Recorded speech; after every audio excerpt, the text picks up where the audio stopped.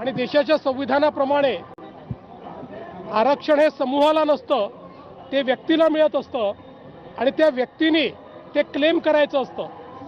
आणि म्हणूनच अशा प्रकारे सरसकट करता येणार नाही, ते कायद्याच्या पातळीवर टिकणार नाही.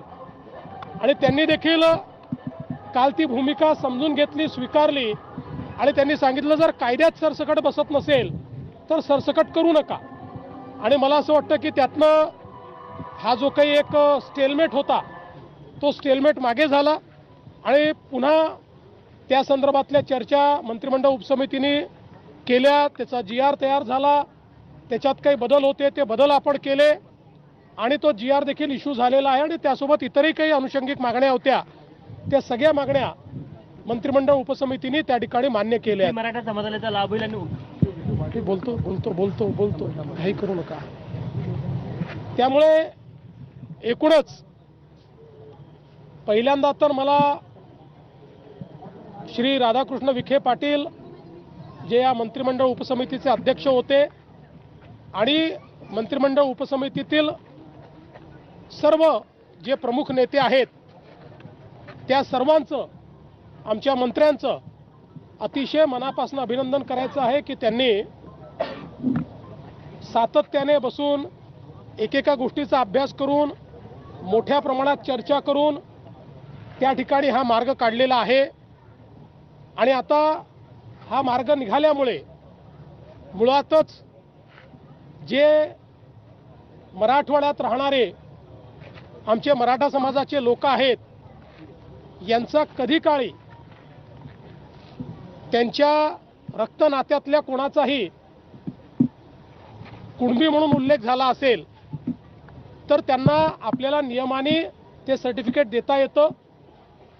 आणि हैदराबाद गॅझेटियरमुळे अशा प्रकारची नोंदी शोधणं हे सोपं होणार आहे आणि त्यातनं फॅमिली ट्री एस्टॅब्लिश करून अशा प्रकारचं आरक्षण देता येणार आहे. म्हणजे एकीकडे ज्यांना अशा प्रकारचा पुरावा मिळेल त्या सगळ्यांना ते आरक्षण मिळेल. आणि जी OBC समाजात भीती होती की सरसकट सगळे अशा प्रकारचं आरक्षण घेतील आणि ज्यांच्याकडे पुरावा नाही तेही आरक्षण घेतील आणि इतरही समाजाचे त्याच्यामध्ये घुसण्याचा प्रयत्न करतील, तर तशा प्रकारे आता या ठिकाणी होणार नाही.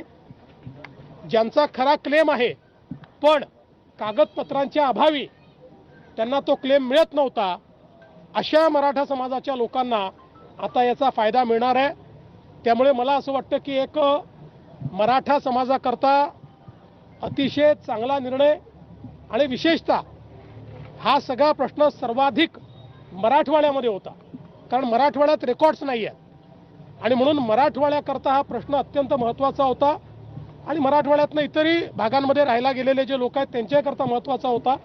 मला असं वाटतं की त्याच्यावर एक संवैधानिक तोडगा आम्ही काढू शकलो आहोत, एक असा तोडगा काढू शकलो आहोत की जो कोर्टातही टिकेल आणि त्यातनं लोकांना फायदा होईल.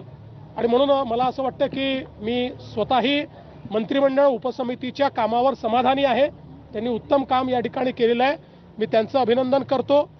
आणि या सगळ्याच्या दरम्यान थोडा मुंबईकरांना त्रास सहन करावा लागला.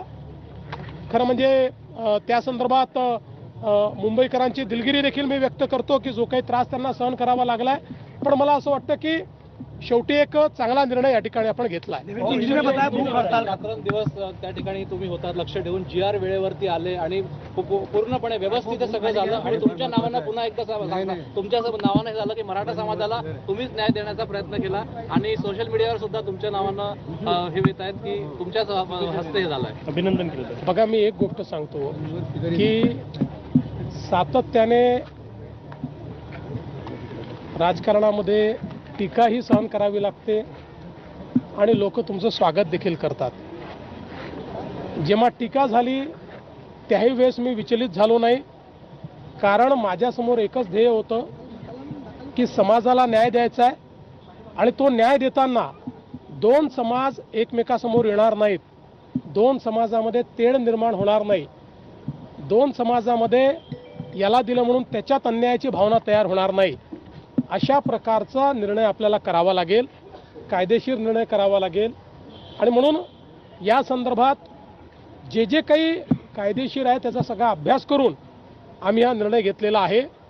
याचं श्रेय हे आमच्या मंत्रिमंडळ उपसमितीला आपण दिलं पाहिजे की ज्यांनी खूप चांगलं काम याच्यामध्ये केलेलं आहे, ज्यांनी खूप मेहनत याच्यामध्ये केलेली आहे आणि पुढेही ही समिती सातत्याने समाजाकरता काम करेल.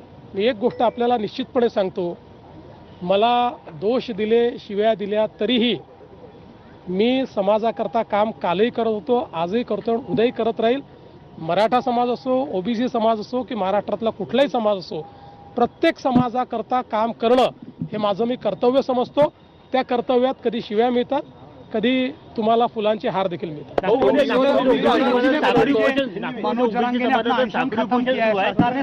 त्यांची समजूत काढणार मला असं वाटतं की आता साखळी उपोषणाची आवश्यकता नाही.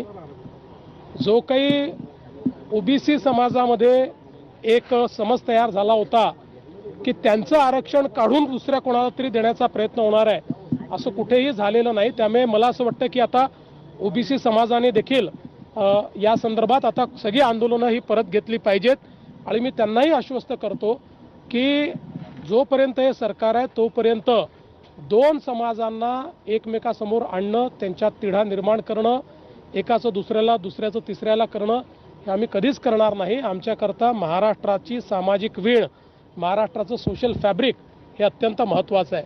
या निमित्ताने मी खरं म्हणजे माझे जे सहकारी आहेत दोन्ही उपमुख्यमंत्री माननीय श्री एकनाथराव